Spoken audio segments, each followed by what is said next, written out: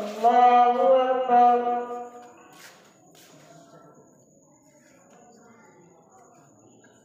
الحمد لله رب العالمين الرحمن الرحيم مالك يوم الدين إياك نعبد وإياك نستعين اهدنا الصراط المستقيم صراط الذين أنعمت عليهم غير المغضوب عليهم ولا الضالين.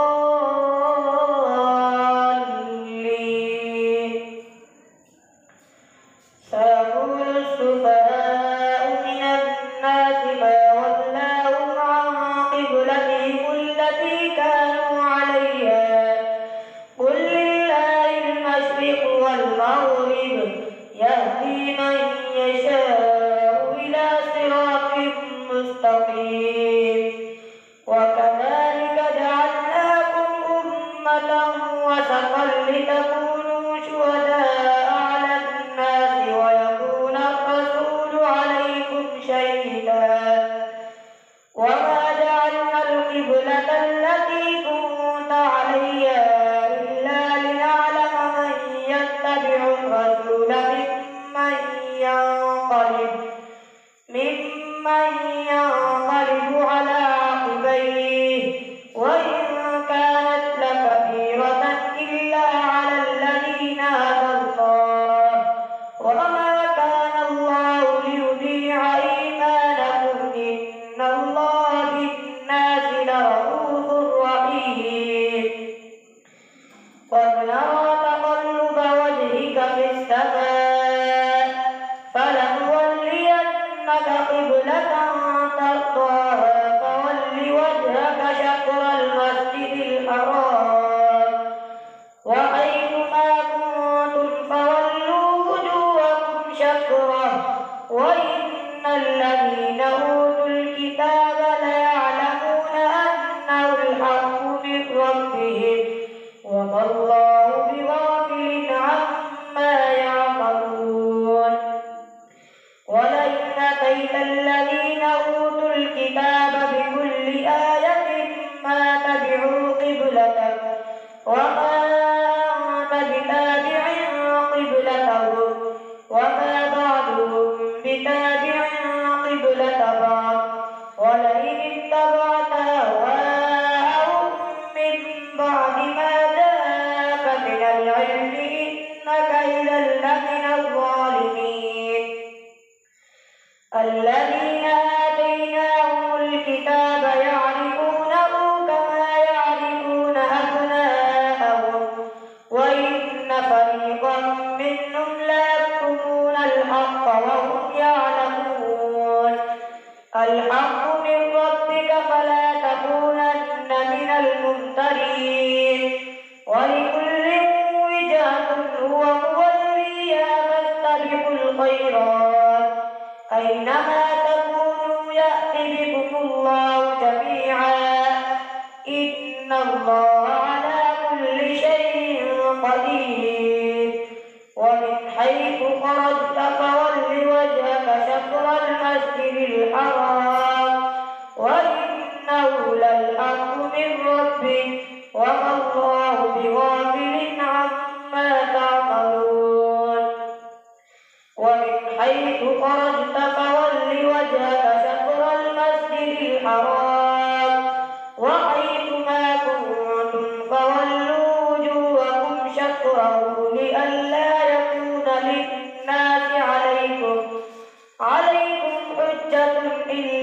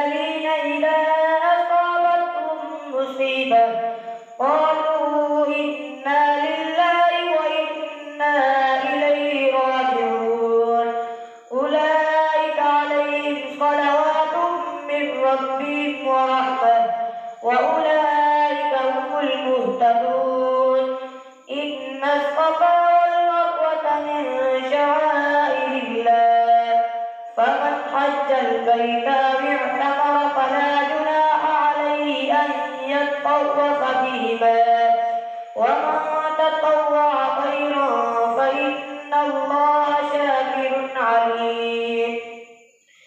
إن الذين يكتمون ما أنزلنا من البينات والهدى من بعد ما بيناه للناس في الكتاب أولئك يلعنهم الله ويلعنهم اللاعنون إلا الذين تابوا وأصلحوا وبينوا فأولئك أتوب عليهم وأنا التواب الرحيم.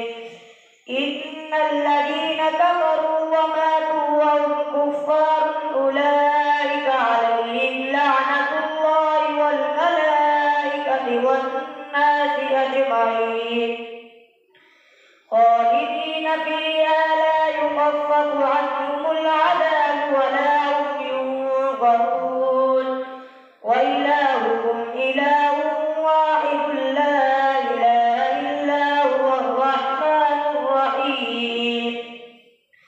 إن في خلق السماوات والأرض واختلاف الليل والنهار والفلك التي تجري في البحر بما ينفع الناس وما أنزل الله من السماء من ماء فأحيا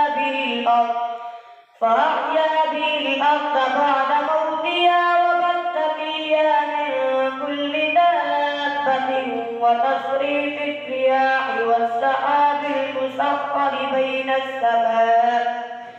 بين السماء والأرض لآيات لقوم يعقلون. ومن الناس من يتخذ من دون الله أندادا يحبونهم كحب الله والذين آمنوا أشد حبا لله ولو يرى الذين ظلموا إذ يرون العذاب أن القوة لله جميعا وأن الله شديد العذاب. إذ تبرأ الذين اتبعوا من الذين اتبعوا ورأوا العذاب وتقطعت بهم الأسباب وقال الذين اتبعوا لو أن لنا كرة فنتبرأ منهم كما تبرأوا منا كذلك يريهم الله أعمالهم حسرات عليهم وما هم بخارجين من النار. يا أيها الناس كلوا مما في الأرض حلالا طيبا ولا تتبعوا خطوات الشيطان إنه لكم عدو مبين. إنما يأمركم بالسوء والفحشاء وأن تقولوا على الله ما لا تعلمون. وإذا قيل لهم اتبعوا ما أنزل الله قالوا بل نتبع ما ألفينا عليه آباءنا أولو كان آباؤهم لا يعقلون شيئا ولا يهتدون. ومثل الذين كفروا كمثل الذي ينعق بما لا يسمع إلا دعاء ونداء صم بكم عمي فهم لا يعقلون. يا أيها الذين آمنوا كلوا من طيبات ما رزقناكم واشكروا لله إن كنتم إياه تعبدون. إنما حرم عليكم الميتة والدم ولحم الخنزير وما أهل به لغير الله فمن اضطر غير باغ ولا عاد فلا إثم عليه إن الله غفور رحيم. إن الذين يكتمون ما أنزل الله من الكتاب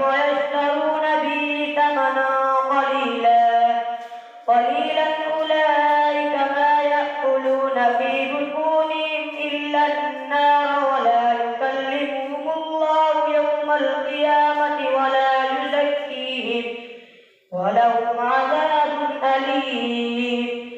أولئك الذين اشتروا الضلالة بالهدى والعذاب بالمغفرة فما أصبرهم على النار ذلك بأن الله نزل الكتاب بالحق وإن الذين أوتوا الكتاب لفي شقاق بعيد. الله أكبر.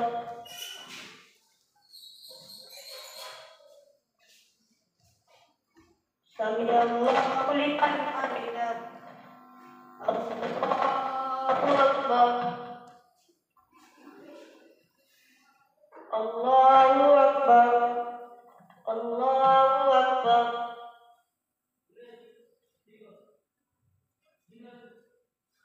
الله أكبر. الحمد لله رب العالمين الرحمن الرحيم مالك يوم الدين إياك نعبد وإياك نستعين اهدنا الصراط المستقيم صراط الذين أنعمت عليهم غير المغضوب عليهم ولا الضالين.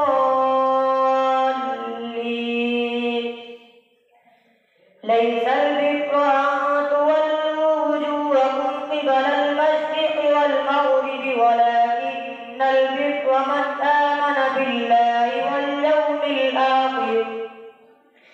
واليوم الآخر والملائكة والكتاب والنبيين وآتى المال على حبه ذوي القربى واليتامى والمساكين وابن السبيل والسائلين وفي الرقاب وأقام الصلاة وآتى الزكاة والموفون بعهدهم إذا عاهدوا والصابرين بالبأساء والضراء وحين البأس أولئك الذين صدقوا وأولئك هم المتقون. يا أيها الذين آمنوا كتب عليكم القصاص في القتلى الحر بالحر والعبد بالعبد والأنثى بالأنثى فمن عفي له من أخيه شيء فاتباع بالمعروف وأداء إليه بإحسان ذلك تخفيف من ربكم ورحمة فمن اعتدى بعد ذلك فله عذاب أليم. ولكم في القصاص حياة يا أولي الألباب لعلكم تتقون. كتب عليكم إذا حضر أحدكم الموت إن ترك خيرا الوصية للوالدين والأقربين بالمعروف حقا على المتقين فمن بدله بعدما سمعه فإنما إثمه على الذين يبدلونه إن الله سميع عليم. فمن خاف من موص جنفا أو إثما فأصلح بينهم فلا إثم عليه إن الله غفور رحيم. يا أيها الذين آمنوا كتب عليكم الصيام كما كتب على الذين من قبلكم لعلكم تتقون. أياما معدودات فمن كان منكم مريضا أو على سفر فعدة من أيام أخر يريد الله بكم اليسر ولا يريد بكم العسر ولتكملوا أياما معدودات فمن كان منكم مريضا أو على سفر فعدة من أيام أخر وعلى الذين يطيقونه فدية طعام مسكين فمن تطوع خيرا فهو خير له، وأن تصوموا خير لكم إن كنتم تعلمون. شهر رمضان الذي أنزل فيه القرآن هدى للناس وبينات من الهدى والفرقان، فمن شهد منكم الشهر فليصم، ومن كان مريضا أو على سفر فعدة من أيام أخر، يريد الله بكم اليسر ولا يريد بكم العسر ولتكملوا العدة ولتكبروا الله على ما هداكم ولعلكم تشكرون. وإذا سألك عبادي عني فإني قريب أجيب دعوة الداع إذا دعان فليستجيبوا لي وليؤمنوا بي لعلهم يرشدون.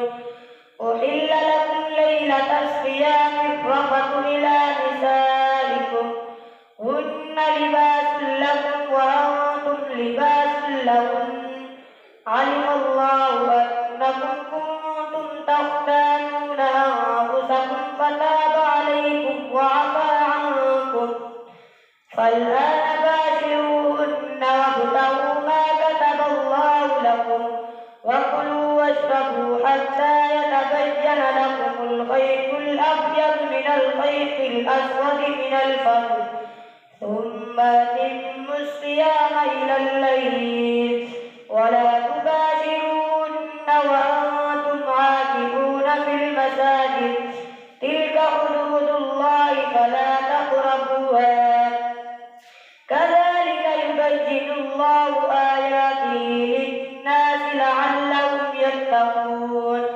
ولا تأكلوا أموالكم بالباطل وتدلوا بها إلى الحكام لتأكلوا فريقا من أموال الناس بالإثم وأنتم تعلمون.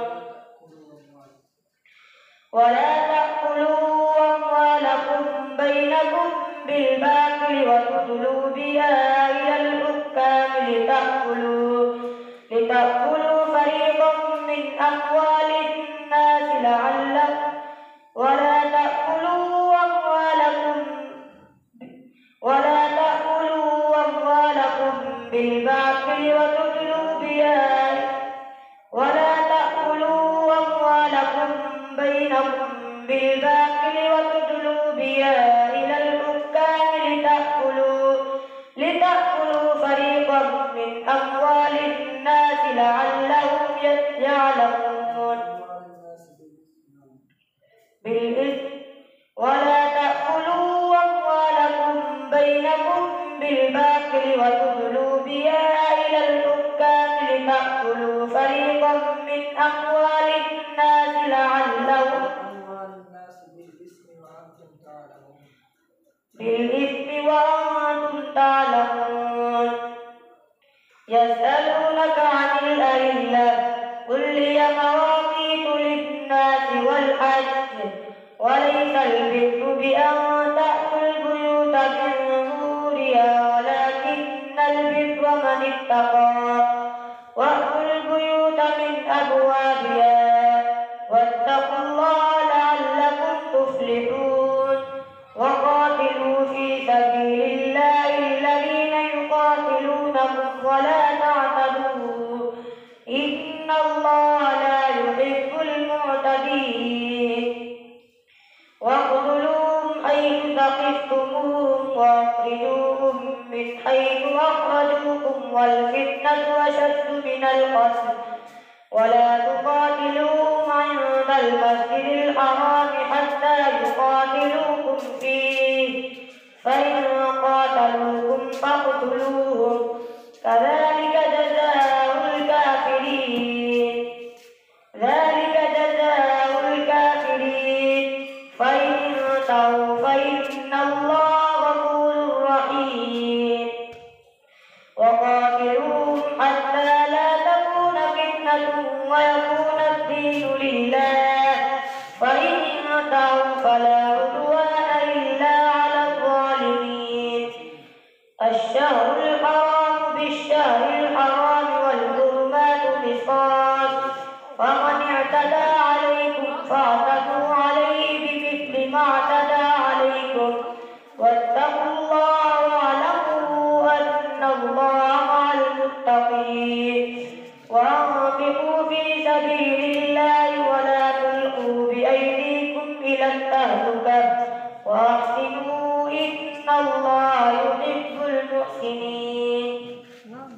وأتموا الحج والعمرة لله فإن أحصرتم فما استيسر من الهدي ولا تحلقوا رؤوسكم حتى يبلغ الهدي محله فمن كان منكم مريضا أو به أذى من رأسه ففدية من صيام أو صدقة أو نسك فإذا أمنتم فمن تمتع بالعمرة إلى الحج فما استيسر من الهدي فمن لم يجد فصيام 3 أيام ذلك كفارة أيمانكم إذا حلفتم واحفظوا أيمانكم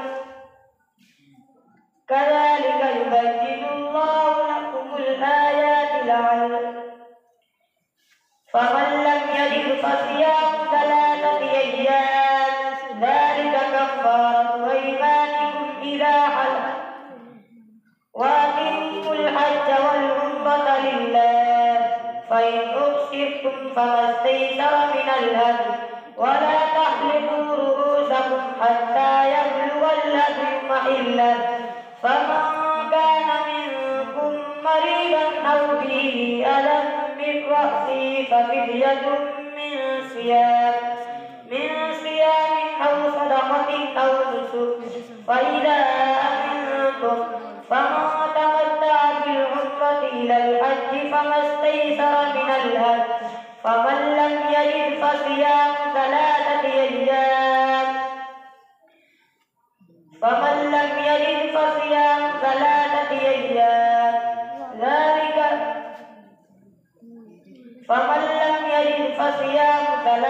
أيام ذلك سبعة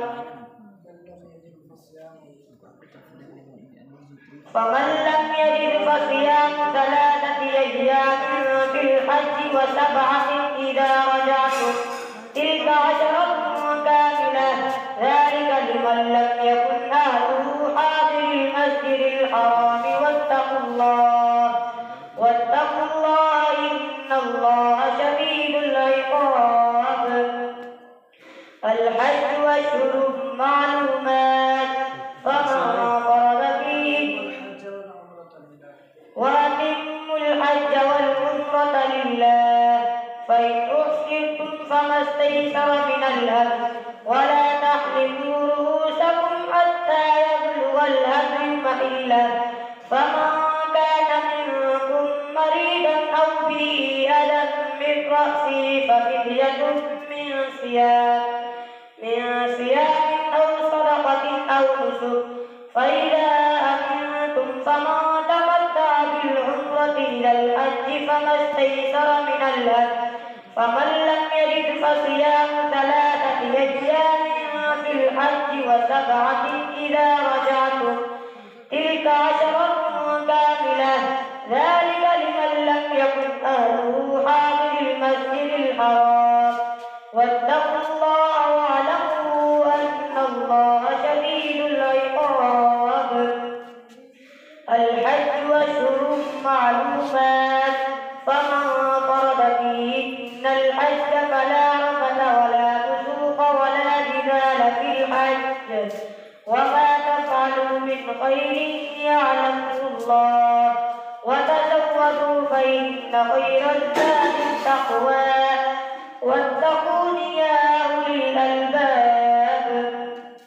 ليس عليكم جناح أن تبتغوا فضلا من ربكم فإذا أخذتم من عرفات فاذكروا الله عند المشعر الحرام واذكروا كما هداكم وإن كنتم من قبله لمن الضالين ثم أفيضوا من حيث أفاض الناس واستغفروا الله إن الله غفور رحيم فإذا قضيتم مناسككم فاذكروا الله كذكركم آباءكم أو أشد ذكرا ومن الناس من يقول ربنا آتنا في الدنيا وما له في الآخرة من خلاق ومنهم من يقول ربنا آتنا في الدنيا حسنة وفي الآخرة حسنة وقنا عذاب النار أولئك لهم نصيب مما كسبوا والله سريع الحساب واذكروا الله في أيام معدودات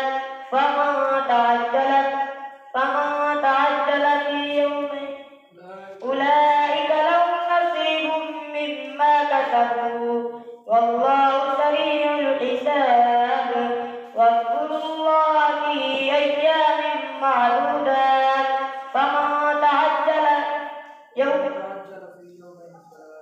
فمن تعجل في يومين فلا إثم عليه ومن تأخر فلا إثم عليه لمن اتقى واتقوا الله واعلموا أنكم إليه تحشرون ومن الناس من يعجبك قوله في الحياة الدنيا ويشهد الله على ما في قلبه وهو لذ الخصام وإذا تولى سعى في الأرض ليفسد فيها ويهلك الحرث والنسل والله لا يحب الفساد وإذا قيل له اتق الله أخذته العزة بالإثم فحسبه جهنم ولبئس المهاد ومن الناس من يشري نفسه ابتغاء مرضات الله والله رؤوف